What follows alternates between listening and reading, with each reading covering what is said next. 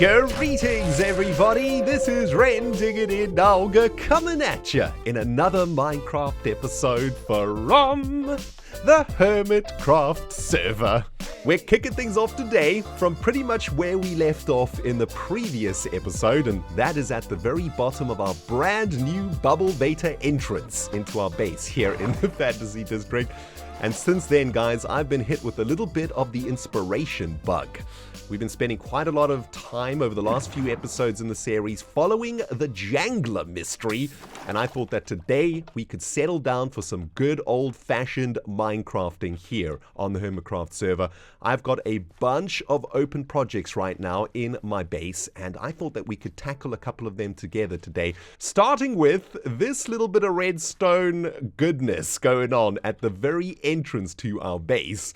I've spent the last couple of days trying to work out exactly how this machine thing is going to function, and this is actually going to become a very important part of our base over here. Now, I'm not exactly the greatest redstoner on the server, guys. However, I think that I've come up with a rather nifty little redstone contraption that is going to be solving one of the most annoying issues I'm having with my base at the moment.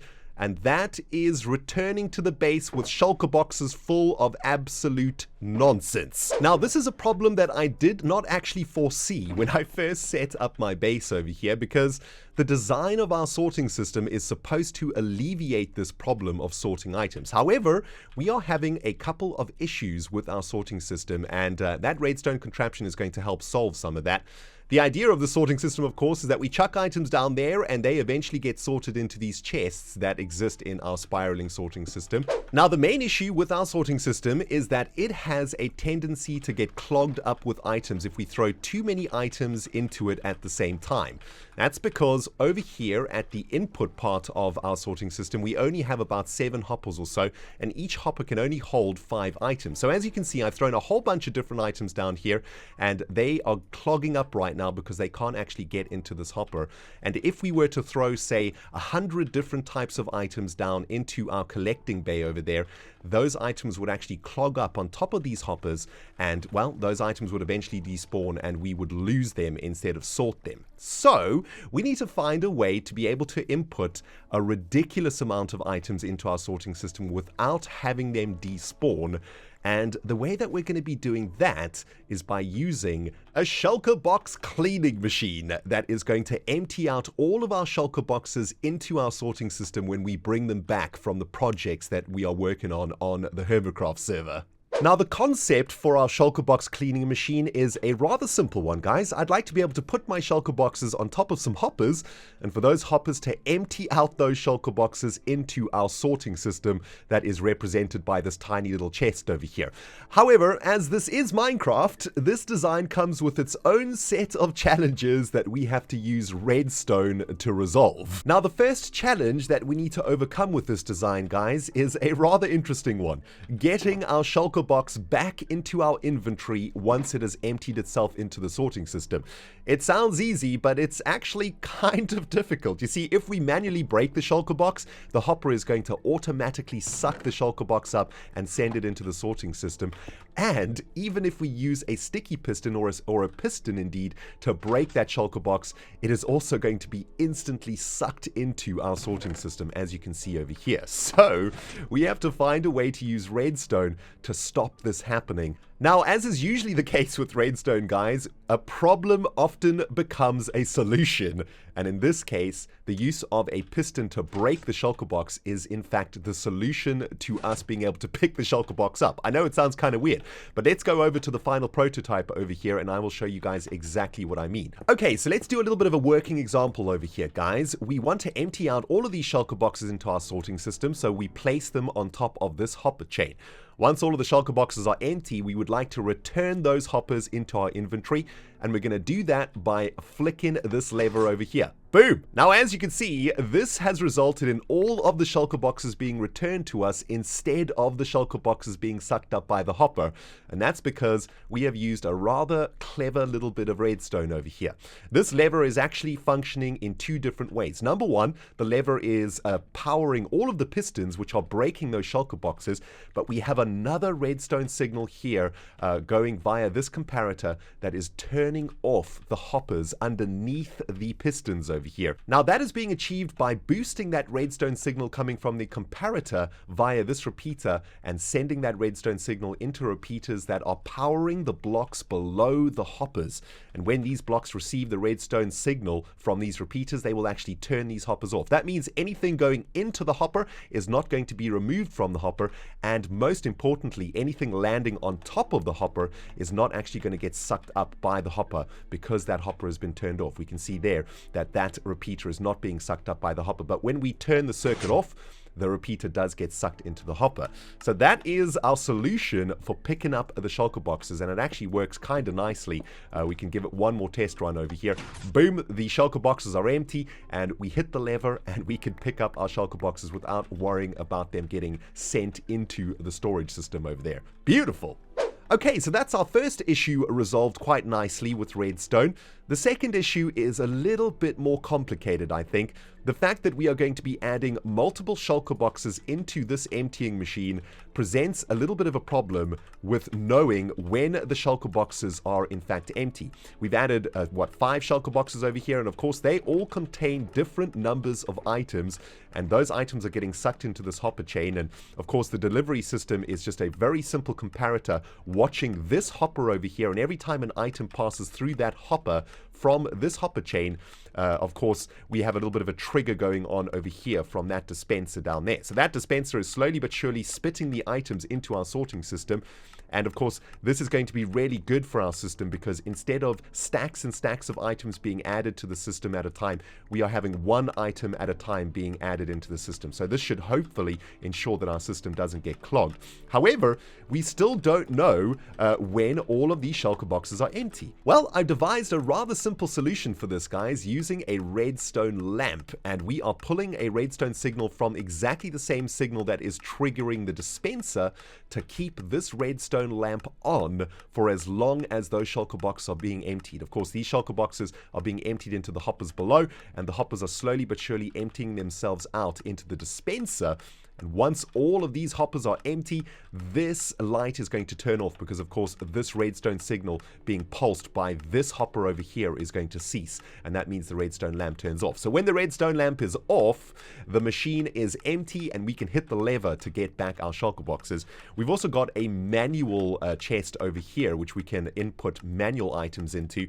And that is, of course, if we don't have a whole bunch of shulker boxes, maybe we just want to empty out our inventory. We can empty out that inventory into this chest, and because it is attached to the main hopper chain, exactly the same thing will happen. As long as items are being fed into the dispenser via the chest, that redstone lamp will turn on, and when the redstone lamp turns off, that signals to us it is time to hit the lever and break all of the shulker boxes, depower the hoppers, and pick up the shulker boxes back into our inventory. So that's the circuit. It works. It's pretty sweet, I think.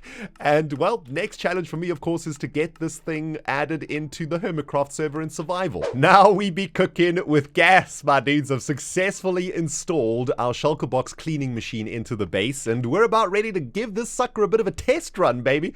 And if everything is working correctly, we should be able to empty one of these shulker boxes into our sorting system. Let's start with this very bottom one over here, and I guess we'll just plop it into a random position in the sorter, and in a moment we should see all the redstone start firing. There we go. The circuit over here at the very end of the line, which is looking at the dispenser, is starting to deploy all of the items into the sorting system. Very good. The redstone lamp is on also, which means that the system is up and running. Not quite ready for us to break the shulker box just yet, but I did want to show you how we are going to be delivering the items from our cleaning machine into the sorting system.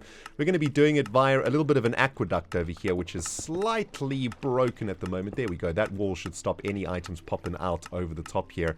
But all of these items are going to be going around a water aqueduct into another little thing that we installed a couple of episodes ago. And this is, of course, our vine farm, which which when we harvest these vines, they get delivered directly into the sorting system. So we're kind of making use of one of the existing facilities here in our base. And if we come all the way around the back over here to the actual item entry point, which is over here, yes, we should see all of those items arriving into the sorting system. By the way, just been having a chat with Mumbo and Grian over here. I say hello to Mumbo. Mumbo says hello to me, but Mumbo doesn't say hello to Grian. And Grian gives me a compliment. Thanks, my dude. Nice, the shulker box has now emptied itself into the system. The redstone lamp is off, which means it is now time for us to hit the lever and retrieve our shulker box. Let's make sure that every single part of the system is working. That doesn't look like it was quite working the way that it intended to work. Hello? Did that shulker box actually get sucked up? No, there it is. Oh, that's very interesting. It actually ended up in the hopper below, which is kind of curious. I think what we're going to have to do here is add a little bit of a delay sequence to the pistons so that the hoppers have enough time to actually get turned off. So I suggest we add a little bit of a delay to the pistons actually triggering so the redstone can get to the blocks underneath the hoppers first, right? So let's try that one more time. We'll stick the shulker box over there, hit the lever, and there we go. The hoppers get turned off about a second before the pistons trigger. The pistons trigger and they deliver the shulker boxes off of the hoppers without the shulker boxes getting sucked up. That is absolutely perfect. Now time for the final stress test of our shulker box cleaning machine, guys. I have plugged in a bunch of different shulker boxes here, all containing different items.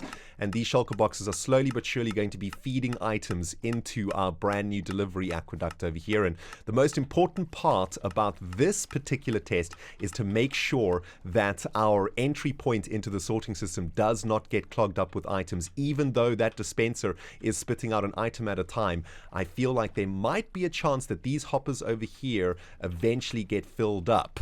Luckily, we've got a lot of work to do around the base today, so we'll be able to keep this chunk loaded and keep the system running for a couple of hours, and we can come and check in every now and then to make sure that this thing is working. But I must say, I'm rather pleased with this little system over here, guys, and indeed, I am very happy that I no longer have to manually clean up my shulker boxes, because it has been a proverbial pain in my shulker butt, if you know what I'm saying. Now, I'm sure a lot of you out there can appreciate the irony involved installing that item delivery system in our base, because the original plan, of course, was to have a way for us to enter items into our sorting system via the mouth of our giant dragon skull over here. And that is exactly where I'd like to work next for today's base building episode. I've been setting up a little bit of a platform here in the, well, I guess what was once the brain of the dragon. And what I would very much like to achieve is a way for us to be able to throw down items from up here, which is all the way above our base. In order to get down to our shulker box machine, we have to go all the way down our bubble bay to get into the base. But every now and then, we might just want to come and drop off a few items here and then go back to our business on Hermit Island, right? So I thought maybe we could try something out here. I've created a tiny little sort of cave structure type thing over here, and this is where we are going to be throwing our items into. And, well, if we take this block away, we will be able to look down into the heart of our base. Now, you might be able to notice that we're going to have a little bit of a problem doing it this way, because this water stream actually ends up on top of this platform that we have created here in the base, and that is not ideal. I've had an idea, though. I think we might be able to use leaves to redirect this water flow so that it actually flows down the center.